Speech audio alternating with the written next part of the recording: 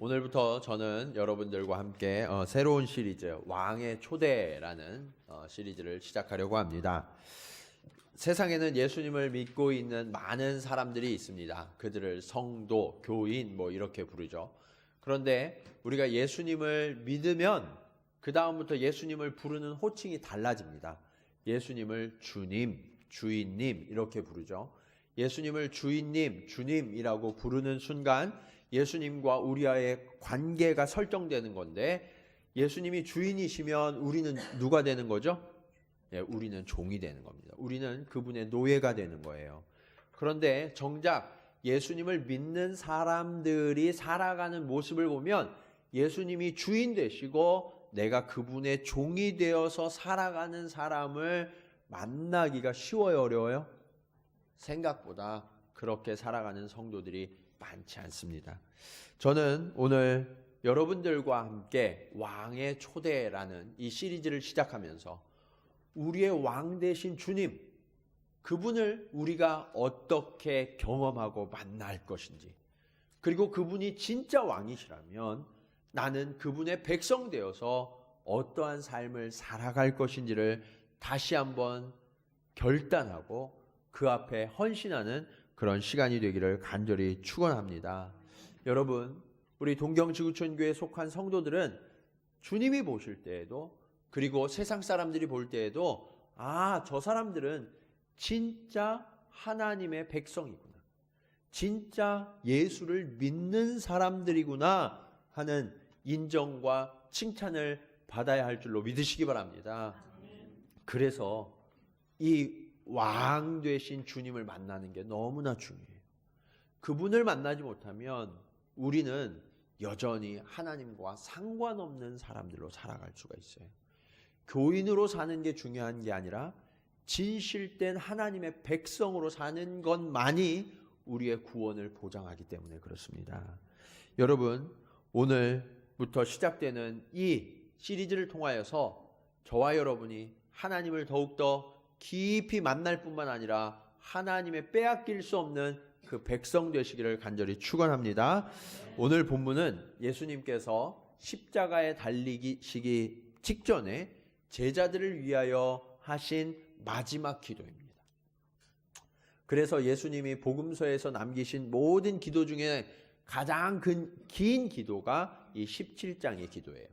그런데 여러분 한번 생각해 보세요. 마지막으로 그들을 위하여 기도한다. 그러면 예수님이 평소에 기도하셨던 것보다 가장 간절하고 가장 큰 사랑이 담긴 기도구나, 이렇게 생각할 수 있겠죠? 그렇기 때문에 이 기도가 성도들에게 있어서는 굉장히 중요한 기도예요. 특별히 1절부터 5절, 오늘 본문인 이 1절부터 5절에는 예수님이 어떤 분이신지를 아주 잘 보여주는 본문이 바로 오늘 1절부터 5절까지 말씀입니다. 저는 이 본문을 통해서 예수님이 우리 가운데 어떠한 분으로 오셨는지, 그리고 예수님이 오심은 저와 여러분에게 어떠한 의미가 있는지를 다시 한번 되새기는 그러한 시간이 되기를 원합니다. 자, 예수님은 어떤 분이시고 무엇을 하러 오셨나? 자, 첫 번째로 예수님은 영화로우신 왕, 영광의 왕으로 오셨다라고 오늘 본문은 말씀합니다. 1절을 시작하면서 주님은 아주 독특한 호칭을 사용하세요. 우리는 너무나 익숙한 호칭이지만 이것은 당시 사람들에게는 너무나 독특한 호칭이었어요. 가라사대 다음에 뭐라고 써 있어요? 오늘 1절에 보면 아버지여, 헬라어로는 파테르라고 그래요. 파테르에서 father가 나온 거예요. 그러니까 예수님께서는 아버지라고 하나님을 호칭하셨어요. 당시의 사람들이 이 호칭을 얼마나 이상하게 생각했냐면, 예수님이 십자가에서 못 박혀 죽으신 이유가 뭐였냐면 하나님을 아버지라 불렀기 때문이에요. 신성모독죄에 걸려서 예수님이 십자가에 못 박혀 죽으신 거거든요. 이 얘기는 역으로 생각하면 세상 사람들이 생각하는 하나님과 예수님이 알고 예수님이 만나는 하나님과는 얼마나 다른 차원인지를 잘 보여주는 거예요. 예수님은 하나님을 아버지여라고 불렀죠. 그러니까 예수님은 하나님의 어떤 분이에요? 아들이에요. 아들이 아버지를 부르는 거예요. 세상의 그 어떤 관계보다도 아주 깊고 친밀한 관계가 하나님 아버지와 그 아들 예수 그리스도였다라는 것을 잘 보여주는 호칭이 바로 아버지여라는 거죠. 자, 그런데 이 아들 되신 예수님께서는 이 땅에 오셔서 스스로 마음대로 말하시고 마음대로 행동하신 적이 단 한 번도 없어요. 예수님은요, 항상 하나님 아버지의 뜻을 물었어요. 그러시고 하나님 아버지의 뜻대로 행하신 아주 착한 아들이었어요. 하나님께서 그 아들을 통하여 하나님의 뜻을 이루어내셨는데 오늘 4절을 보시면 이렇게 말씀하시죠. 아버지께서 내게, 그러니까 예수님께 하라고 주신 일을 내가 이루어 아버지를 이 세상에서 영화롭게 하였사오니. 자, 이 얘기를 조금 편하게 이야기해 보면 예수님이 하나님의 뜻을 그대로 행하셨잖아요. 이 아들이 아버지의 뜻을 행한 것이 아버지께 영광이었다라는 거예요. 여러분, 말 잘 듣는 아들이 기뻐요? 말 안 듣는 아들이 기뻐요? 네? 똑같은 아들이긴 하지만 말 잘 듣는 아들이 기뻐요. 말 잘 듣는 아들이 있을 때 부모는 그 아들을 자랑하게 되어 있어요. 예. 제가 이렇게 목회를 하다 보니까 가끔 이렇게 집사님들이 오셔서 이야기해요. 슬쩍 이야기하시는데 뭐라고 이야기하냐면, 목사님, 우리 애가요 이번에 100점 맞았어요. 우리 1등 했어요. 이 얘기는 뭐예요? 그 아들을 자랑하는 거예요. 그렇죠? 우리 딸이요 이번에 어느 대학에 합격했어요. 그러면서 이야기해요. 그것도 뭐예요? 자랑하는 거예요. 우리 아들이 이번에 좋은 회사에 취직했어요. 그것도 자랑하는 거예요. 그런데 엄밀하게 말하면 아들이 시험 잘 보고 아들이 취직 잘하고 딸이 뭐 이렇게 좋은 대학에 들어가고 이게 본인은 아니잖아요. 당사자는 아니잖아요. 그런데 이상하게 부모님들은 딸과 아들이 잘 되고 좋은 소식이 있으면 내일보다 더 기뻐하세요. 예. 이게 누구의 마음이냐면 하나님 아버지의 마음. 하나님 아버지의 마음. 주님이 이 세상 가운데에서 하나님이 명령하신 그 일들을 아주 충성되게 잘 행하셨을 때 이것이 하나님의 기쁨이 되고 하나님의 영광이 된다라고 오늘 성경은 말씀하고 있는 거예요. 자, 그런데 여기까지는 우리가 잘 이해되잖아요. 근데 세상이 영광스럽게 여기는 방식과 주님이 영광을 얻고 아버지를 영광스럽게 하는 방식과는 좀 뭔가 다르다라는 것을 오늘 본문은 말씀하고 있어요. 여러분이 생각할 때 스스로 영광스럽다라는 것을 경험해 본 적이 있으세요? 어떤 장면에서 참 이것이 영광스럽구나 이런 생각이 들으셨어요? 어떤 분은 그런 생각이 드신 분이 있을 거예요. 저는 아직까지 그런 영광스러운 경험을 해본 적이 없어요. 그런 분이 계실지 모르겠어요. 그렇지만 일반적으로 우리가 어떨 때 영광스럽다라고 생각하는지 그것을 한번 돌이켜보면 아까 제가 그 부모님들이 자녀 자랑하는 그런 순간들이 우리의 영광의 순간이 아닐까. 경쟁에서 승리하거나 그리고 내가 목표한 바를 성취해서 성공했을 때, 그리고 뭐 돈을 엄청나게 많이 벌었을 때, 그리고 높은 자리에 올라가서 명예를 얻었을 때, 그랬을 때 사람들은 영광스럽다라고 이야기해요.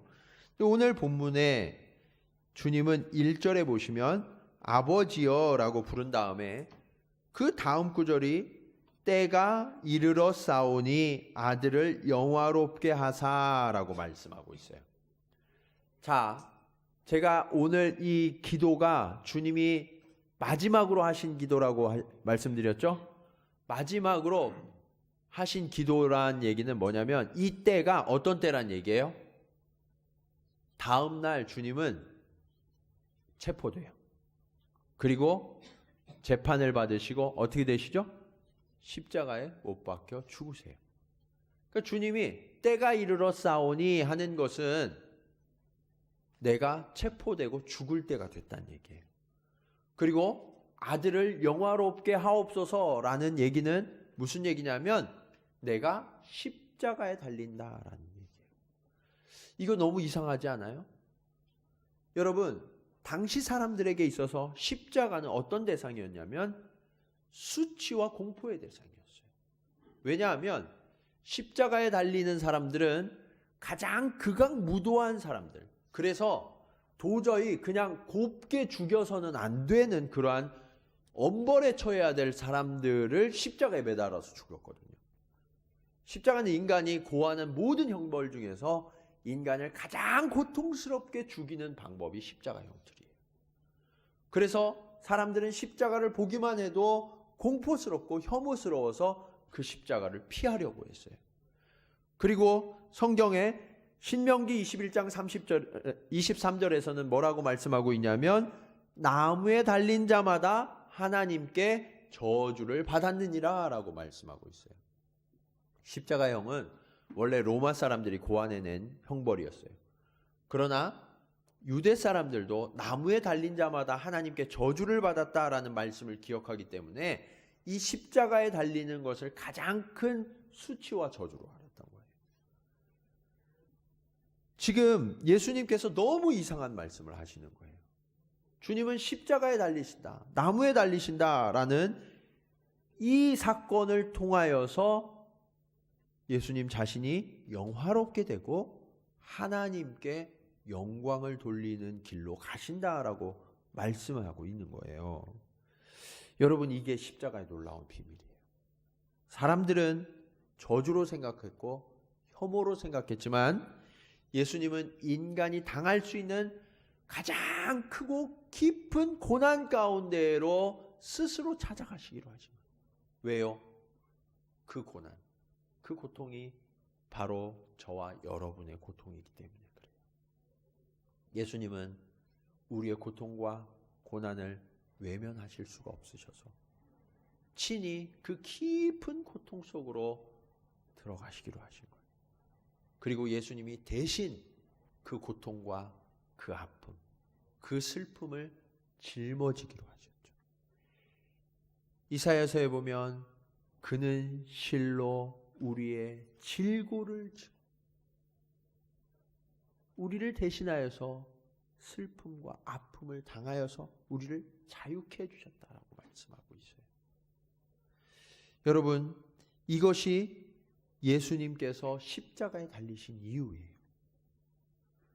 주님은 십자가에서 달리셔서 여러 말씀을 하셨는데 특히 그것을 가상칠언 7번의 말씀을 하셨는데 마지막 말씀이 테텔레스타이, 다 이루었다라는 말씀이었어요. 여러분, 주님이 십자가에서 그렇게 고통스러웠는데 그 마지막 순간에 뭐라고 말씀하셨어요? 다 이루었다라고 말씀하신 거예요. 무엇을 이루셨나요? 무엇을? 거기에서 하나님의 영광을 이루었다고 말씀하시는 거예요. 사단 마귀는요, 예수님을 십자가에 못 박아 죽이는 순간 본인이 다 이루었다고 생각했을 거예요. 그리고 승리했다고 생각했을 거예요. 그런데 웬일인지 예수님이 십자가에서 숨을 거두시기 직전에 다 이루었다라고 말씀하셨어요. 뭔가 잘못됐구나라고 생각했을지도 몰라요. 그런데 그때는 너무 늦었어요. 예수님이 죽으시고 사흘 후에 예수님이 사망 권세를 이기시고 다시 살아나셨죠. 그리고 그 승리가 저와 여러분의 것이 되게 하셨어요. 이것이 주님께서 세상을 이기시고 저와 여러분을 건지신 방법이에요. 십자가가 저주와 모욕이었지만 주님은 이 십자가를 승리의 십자가로, 영광의 십자가로 바꾸셨는 줄로 믿으시기 바랍니다. 이것이 하나님께서 아들을 통하여 영광 받으시는 방법이었어요. 여러분, 성도는요, 세상의 방식을 따라서 승리하려고 하고 또 영광 받기를 기뻐하면 안 돼요. 성도, 거룩한 무리는요, 그 성자가 그 자체가 거룩이라는 의미도 가지지만 영광이라는 의미를 함께 내포하고 있는 거예요. 영광스러운 무리가 돼야 되는데 세상의 방식을 따르면 실패할 수밖에 없고 결국에는 사단과 함께 멸망할 수밖에 없는 거예요. 성도는요, 세상의 방식과 전혀 다른 삶을 살아야 된다라고 주님은 가르쳐 주고 있어요. 어디로 가야 돼요? 십자가로 가야 되는 거예요. 그러면 그곳에 하나님의 승리가 있고 하나님의 구원이 있는 줄로 믿으시기 바랍니다. 그러한 영광을 취하는 저와 여러분이 되기를 간절히 축원합니다. 우리를 다스리시는 그 영광의 왕, 그분은 어떤 분이신가요? 만민을 다스리시는 권세를 가지셨다라고 말씀하고 있어요. 2절에 보면 영광의 왕이신 이 주님의 백성에 대한 조건이 기록되어 있어요. 두 가지 조건이 있는데 첫 번째는 아버지께서 아들에게 주신이라는 조건이에요. 하나님이 예수님에게 주셔야 된다는 거예요. 그리고 또 하나의 조건이 있어요. 모든 자에게, 모든 사람이 예수님께 주신 모든 사람, 그러니까 하나님 아버지께서 선택하셔서 예수님께 주신 그 모든 사람은요, 예외 없이 모두가 주의 백성이 된다는 거예요. 여러분, 이것을 신학적인 용어로 절대 주권이라고 이야기해요. 절대 주권. 그래서 이 주권 안에 속하면요, 결코 빼앗기지 않는다는 거예요. 세상의 그 어떤 위협과 그 어떤 회방이 닥쳐와도 하나님의 백성됨을 잃어버리지 않도록 하나님께서 저와 여러분을 붙드시고 지켜주신다. 이것이 오늘 약속인 거예요. 여러분, 이렇게 우리의 신분이 끝까지 보장되는 게 얼마나 축복이에요. 여러분, 일본에 사시면서 영주권 얻기가 쉬워요, 어려워요? 네. 요즘은 많이 좀 간편해졌지만 이게 그렇게 쉬운 건 아니에요. 그렇죠? 세상의 영주권, 세상의 시민권을 얻기가 쉽지 않아요. 쉽지 않아요. 그런데 하나님의 백성 되는 길은요, 하나님이 선택하셔서 예수님에게 주시기만 하시면 우리가 그 안에 속해서 결코 빼앗기지 않는다는 거예요. 이것만 해도 얼마나 감사하고 기쁜 일이에요. 그런데 믿는 저와 여러분에게 또 하나의 더 놀라운 선물이 약속되어 있어요. 그게 뭐냐면 하나님께서 2절에 보시면 우리 모두에게 모든 자에게 무엇을 주게 하시려고 라고 말씀하고 있어요? 영생을 주신다라고 말씀하죠. 영생을 주신다.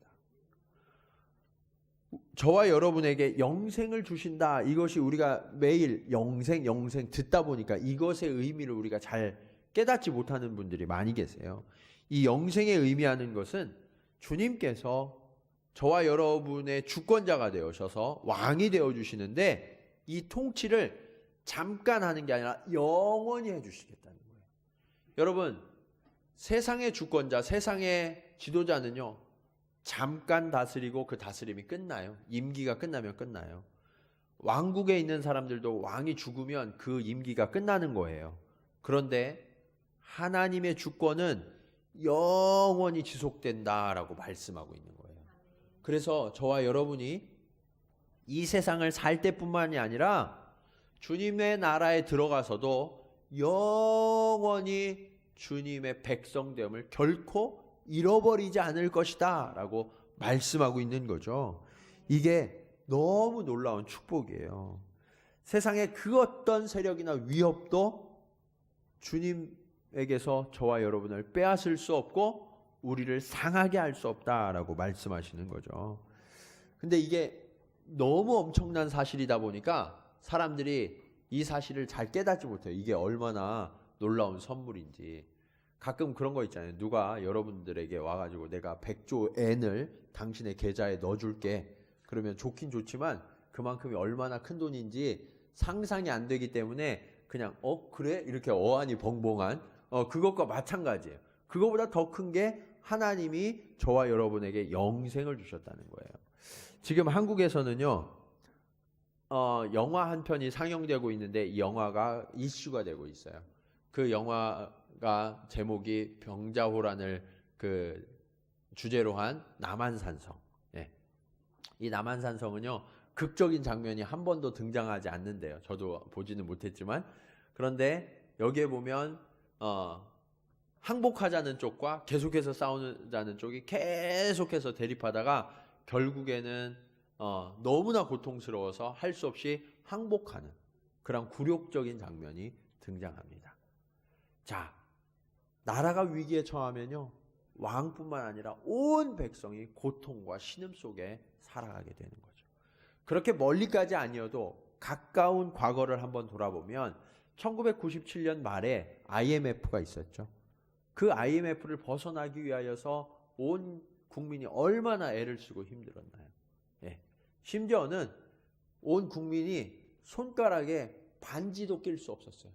그 반지도 다 빼가지고 그것을 헌납해서 간신히 벗어날 수 있었던 게 IMF 경제 위기였잖아요. 여러분, 그만큼 국가가 안정되고 국가가 평화하다는 것은 그 백성을 보호해주는 의미가 있는 거예요. 그런데 하나님의 나라는 그 어떤 것도 흔들 수 없는 가장 완전하고 가장 강력한 나라임을 믿으시기 바랍니다. 그 나라의 백성이 저와 여러분이 된 거예요. 그렇기 때문에 우리는 그 백성됨을 감사해야 되는 거예요. 자, 그런데 그 나라의 백성이 되기 위하여서 우리가 가져야 될 게 있다라고 말씀하고 있어요. 아까 언급된 건데 3절에 보면 영생이 그 영원한 나라의 백성으로서의 자격이다라고 말씀하고 있어요. 여러분, 많은 그리스도인들이 영생에 대해서 이야기하죠. 그렇죠? 여러분 영생을 받으셨습니까? 네, 막 머뭇머뭇하시면 안 돼요. 네. 자, 그런데 우리가 보통 말하는 그 영생의 개념, 그 영생의 개념을 우리가 좀 더 명확히 할 필요가 있어요. 오늘 본문이 그 영생의 개념에 대해서 아주 정확하게 설명해 주는 본문이거든요. 영생은 유일하신 참 하나님과 하나님이 보내신 예수님을 아는 것이다 라고 말씀하고 있어요. 그런데 많은 사람들이 영생을 믿음으로 받는다, 구원을 받는다 라고 생각하잖아요. 그렇죠? 근데 이 믿음보다 더 강력한 표현이 안다라는 표현이에요. 네. 믿는다라는 것보다 더 강력한 확신이 안다라는 표현이라고요. 이 안다라는 의미의 헬라어가 기노스코라고 쓰였는데, 이 기노스코라는 의미는 내가 지식적으로 그거를 들었어, 알아, 이런 정도가 아니에요. 이거는 내가 진짜 만나고 보았고 경험하고 체험해서 인격적으로 완전히 일치하는 암, 그것이 기노스코라는 의미예요. 그래서 지금 영생을 얻기 위해서는 어떻게 해야 되냐면 예수님과 하나님을 너무나 내가 인격적으로 만나서, 가까이 만나서 그 하나님과 늘 동행하면서 체험해서 알고 그 하나님의 뜻을 내가 분명히 아는 거예요. 이게 하나님의 뜻인가? 저게 하나님의 뜻인가? 이게 헷갈리지 않고 분명히 아는 거예요. 그 뜻을 알면 그 다음에 어떻게 해야 돼요? 순종해야 되는 거예요. 그것이 영생의 의미라는 거예요. 영생의 의미가 그냥 단순히 예수님이 당신을 위해서 죽으셨고 다시 부활하셔서 당신에게 구원을 주셨어요, 그것을 믿으십니까? 이 정도가 아니라 예수님의 전존재, 하나님의 전존재를 우리가 알고 그 존재 속에 내가 들어가서 연합해서 그 하나님이 원하시는 삶을 내가 살아내는 것, 그것이 영생이다라고 성경은 분명하게 말씀하고 있습니다. 이게 오늘 본문이 누가 하신 말씀이라고요? 예수님이 하신 말씀이라고요. 그러니까 우리가 영생을 너무 가볍게 생각하면 안 돼요. 영생은요, 믿는 사람들의 삶의 태도예요. 그렇기 때문에 하나님께서 세상을 다스리시는, 만민을 다스리시는 권세를 가지셨다고 그랬잖아요. 이 만민을 다스리시는 권세를 어떻게 행사하시냐면 영생을 통하여서 행사하시는, 영생을 통하여서. 이게 우리 그리스도인들에게 너무나 중요하고 그리스도인들의 삶을 획기적으로 변화시키는 원동력이 되는 거예요. 여러분, 세상은요, 그 권세가 무엇에 기초합니까? 세상의 권세는요, 힘에 기초해요. 그리고 법에 기초해요. 그런데 하나님의 권세는 어디에 기초하고 있냐면 이 영생에 기초한다라고 말씀하고 있는 거예요. 그래서 하나님께서는 이 영생을 입은 저와 여러분이 하나님의 뜻을 세상 가운데에서 알고 행하는 그 모든 일들을 통하여서 세상을 다스리시고 그 다스림을 통하여서 영광 받으신다라고 말씀하고 있는 거예요. 그렇게 하나님의 영광과 세상의 영광이 완전히 다른 개념이듯이 십자가가 그렇게 다른 개념이었잖아요. 그것처럼 세상의 권세와 하나님의 권세도 완전히 다른 개념임을 우리는 알아야 돼요. 13절에 보면 우리가 함께 읽진 않았지만 13절에 보면 그렇게 주님의 권세를 가질 때, 주님의 영생을 가질 때 우리에게 일어나는 변화가 설명되어지고 있어요. 그게 뭐냐?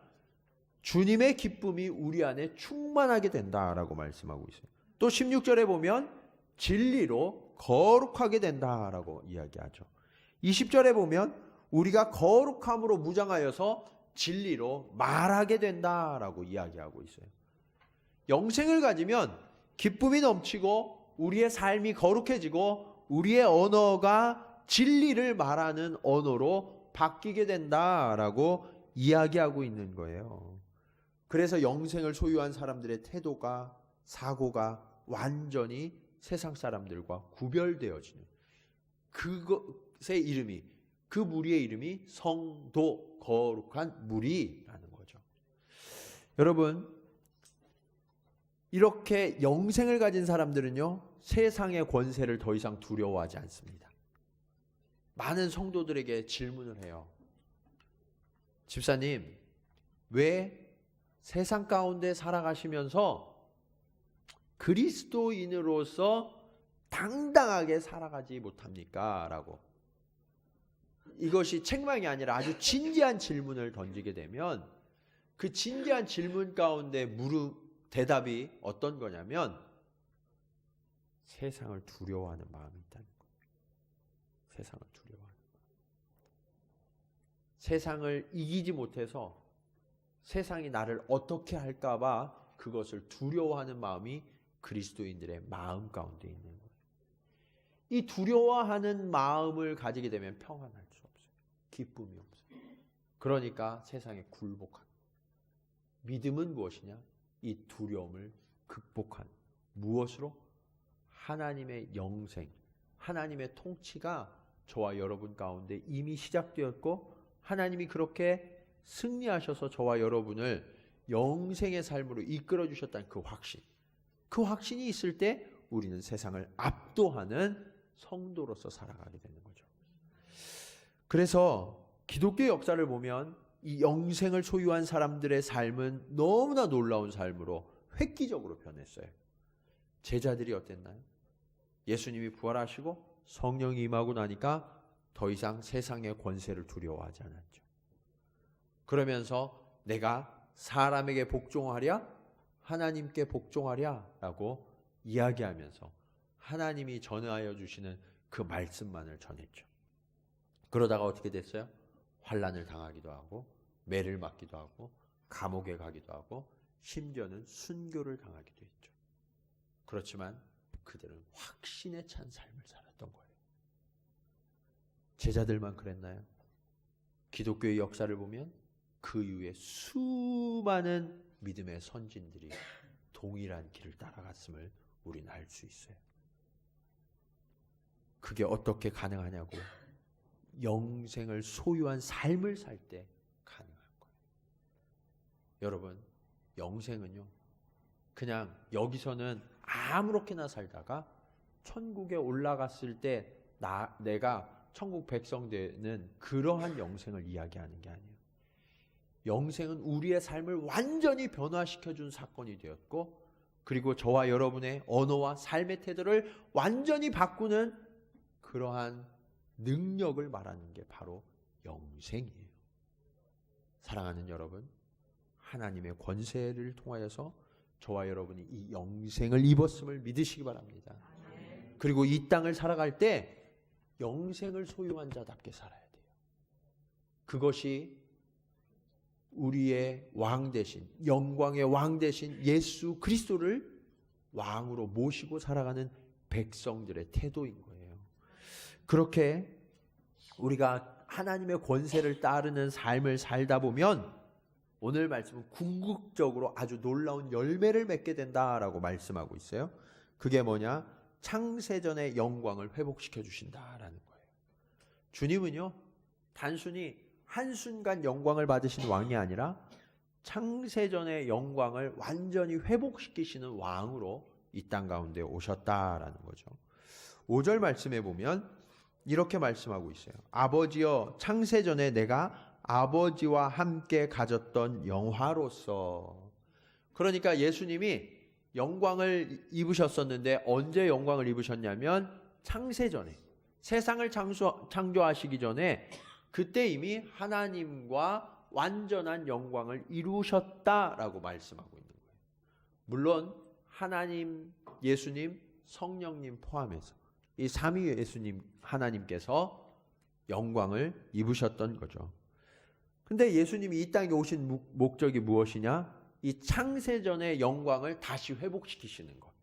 이것이 하나님께서 예수님을 보내신 목적이고 예수님이 그 목적에 순종하여서 이루신 영광이에요.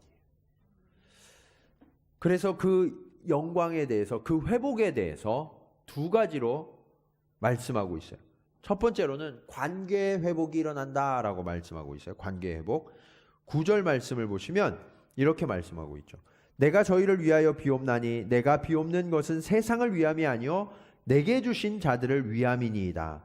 저희는 누구의 것이로소이다? 아버지의 것이로소이다. 저와 여러분이 원래 아버지 것이었잖아요. 그런데 죄 때문에 하나님으로부터 분리될 수밖에 없었어요. 예수님께서 십자가에서 죽으시고 승리하심으로 말미암아서 우리는 다시 아버지 것이 된 거예요. 여러분, 성경에 모든 사람이 죄를 범하였음에 하나님의 무엇에 이르지 못하였느니라? 영광에 이르지 못했다라고 말씀하고 있어요. 근데 예수님께서 십자가를 통하여서 이 영광을 회복시켜 주신 거예요. 그 영광을 회복했기 때문에 우리가 다시 하나님의 것이 될 수 있는 거예요. 그냥 하나님의 나라에 들어갈 수 있는 게 아니라 주님이 영광의 왕으로 오셔서 그 영광을 저와 여러분에게 선물해 주셨기 때문에 다시 하나님의 것 될 수 있었다라고 주님은 말씀하시는 거죠. 또 주님은 하나님과의 관계가 회복되자마자 새로운 관계가 회복되어진다라고 말씀하고 있어요. 21절 보시면 21절에 이렇게 말씀하십니다. 아버지께서 내 안에, 내가 아버지 안에 있는 것 같이 저희도 다 하나가 되어 우리 안에 있게 하사 세상으로 아버지께서 나를 보내신 것을 믿게 하옵소서. 자, 그러니까 이 얘기는 뭐냐면 하나님과 예수님이 하나예요. 예. 그것처럼 우리도 주님 안에 하나가 되어서 우리가 온전히 하나가 되면 세상이 주님을 인정하고 알게 된다라는 거예요. 그러니까 하나님의 것 된 성도들은요, 당연히 어떤 태도로 이어지냐면 성도들 간에 연합하는 태도로 이어지게 돼요. 예. 그전에는 서로 싸우고 서로 험한 말을 하고 그렇게 할 수 있어요. 그런데 주님의 은혜를 입고 나서 충만하여지면요, 마음이 넉넉해지는 거예요. 그러니까 그 은혜는 어떻게 되는 거예요? 서로 주 안에서 하나가 되고 연합하는 역사가 나타나는 거죠. 그래서 교회는 일치하고 연합할 때 하나님이 그 교회의 주인 되심이 나타나는 거예요. 우리가 어떤 일이 있어도 교회가 서로 연합하고 서로를 위하여서 중보하고 또 서로를 세워주고 격려의 말을 하고 이것이 그냥 되는 게 아니라 우리 안에 영생이 있음이 바깥으로 드러나서 그런 일들이 일어나는 거예요. 저와 여러분이 이 하나님의 회복을 누리시기를 간절히 축원합니다.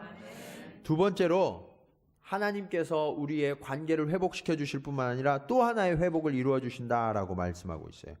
그게 뭐냐? 창세전의 영광의 회복이죠. 영광의 회복. 10절 말씀 보시면 이렇게 말씀하죠. 내 것은 다 아버지의 것이요 아버지의 것은 내 것이온데 내가 저희로 말미암아 무엇을 받았나이다? 영광을 받았나이다. 여기에서 내가는 누굴까요? 내가. 네, 예수님이죠. 그러면 저희로 말미암아 할 때 저희는 누구예요? 네, 성도, 우리예요. 저와 여러분이에요. 그러니까 예수님은 이 땅을 살아가시면서 하나님의 뜻을 알고 하나님의 뜻에 온전히 순종함을 통하여서 하나님께 영광을 돌렸죠. 그러면 이제 우리가 주님께 영광을 돌려야 되는데 그 주님께 영광을 돌리는 방법이 뭐란 얘기예요? 주님의 뜻을 알고 주님의 뜻에 철저하게 순종하는 삶을 살 때 그 삶을 통하여서 주님이 영광 받으신다라고 말씀하시는 거죠. 여러분, 성도들이 교회 나오는 거는요, 이거는 주님께 영광 돌리는 행위가 아니에요. 이거는 그냥 아주 기초적인 출발에 불과해요. 출발. 진짜 하나님 앞에 영광 돌리는 성도의 삶은요, 어디에서 이루어지냐? 세상에서 이루어져요. 세상에서. 여러분들이 세상에 돌아갔을 때 그때도 주님이 보실 때, 그리고 세상 사람들이 볼 때에도 저 사람이 하나님께 속한 사람이구나, 저 사람의 말과 행동이 주님을 증거하는구나, 이렇게 드러날 때 그때 비로소 주님이 영광 받으신다라고 말씀하고 있는 거예요. 그러니까 여러분, 우리의 삶이 얼마나 중요해요. 하나님 나라를 영광스럽게 하는 그러한 일들을 매일매일 행하고 계시는 거예요. 매일매일이 너무나 가치 있는 날이라고요. 그날들을 헛되게 보내시면 안 돼요. 그날들을 하나님의 영광과 전혀 다른 세상의 길을 향하여서 걸어가시면 안 된다고요.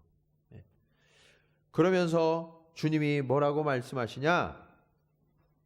우리의 목적, 저와 여러분의 목적이 철저하게 하나님의 영광을 위한 삶이 되어야 한다라고 말씀하시는 거예요. 지금까지 우리가 살아온 이유가 무엇이었나요? 저와 여러분은 무엇을 향하여서 열심을 내고 계신가요? 저는 이 시간 여러분의 직업을 포기하고 여러분들의 상황들을 다 포기하고 교회 나와서 기도하고 선교 현장으로 흩어지라고 그렇게 말씀드리는 게 아니에요. 진짜 중요한 순간은 교회를 떠나서 여러분의 가정과 여러분의 직장과 여러분의 학교와 여러분이 만나는 모든 그 자리가 하나님께 영광 돌리는 자리가 되어야 한다라는 거예요. 그 순간 한순간을 우리가 하나님을 의식하지 아니하고 주님의 말씀을 의식하지 않고 살아갈 때는 하나님의 뜻을 저버리는 결과를 낳게 돼요. 그러나 반대로 우리가 그 한순간 하나님의 뜻이 무엇인지를 구하면서 하나님 앞에 철저히 복종하고 순종하는 삶을 살아낼 수만 있다면 그 삶을 통하여서 저와 여러분이 하나님의 나라를 더욱더 확장시켜가고 그리고 그 하나님께 영광 돌리는 삶을 살 수 있다라고 주님은 말씀하고 계시는 거예요. 여러분, 아직까지 저와 여러분의 삶의 영역 가운데에서 세상의 권세와 세상의 성공의 법칙을 따라서 살아가고 있는 영역들이 남아있지 않습니까? 저도 있는 것 같아요. 그러한 영역들을 주님께 내어드려야 돼요. 주님이 왕 되시도록, 그리고 주님이 영광 받으시도록 내어드려야 돼요.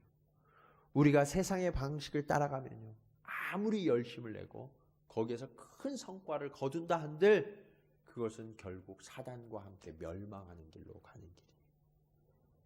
그러나 주님이 우리에게 보여주셨던 그 영광의 길, 그 십자가의 길을 우리가 따라가고, 그리고 주님이 세상을 다스리시는 방식, 그 영생을 소유한 삶을 우리가 철저하게 따라간다면 우리는 이 세상을 완전히 다른 세상으로 만들 수 있어요. 때로는 낙심하고 때로는 지칠 수 있죠. 그때 바로 교회에 돌아와서 공동체가 함께 모여서 서로를 위하여 중보하고 격려하고 세워줘서 하나님의 회복된 군사들이 다시 돼야 돼요. 그리고 세상 가운데 나아가서 왕의 군사로서 하나님의 영광을 선포하면서 저와 여러분이 그렇게 살아가야 한다라고 주님은 말씀하고 있습니다. 이러한 영광스러운 왕의 백성, 그 백성의 삶을 한번 살아보시지 않겠습니까? 그렇게 이번 한 주간부터 저와 여러분의 걸음걸음이 주님을 영광스럽게 올려드리는 그러한 삶이 되시기를 주님의 이름으로 간절히 축원합니다.